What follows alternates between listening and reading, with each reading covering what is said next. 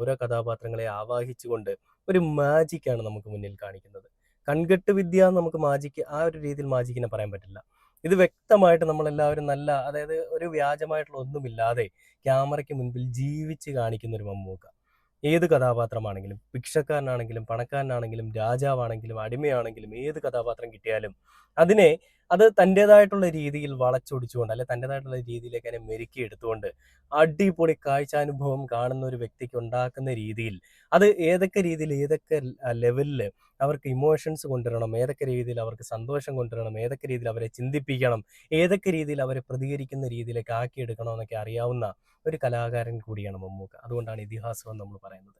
ആ കഥ വായിക്കുന്ന രീതി അതിൻ്റെ തന്നെ ഒരു സ്ഫുരണങ്ങളാണ് അദ്ദേഹത്തിൻ്റെ ഓരോ പ്രസംഗത്തിലും ഓരോ വാക്കുകളിലും ഒക്കെ നമ്മൾ കേൾക്കുന്നതും കാണുന്നതും. 20-25 വയസ്സൊന്നുമല്ല, 74 വയസ്സായി ആ മനുഷ്യന്.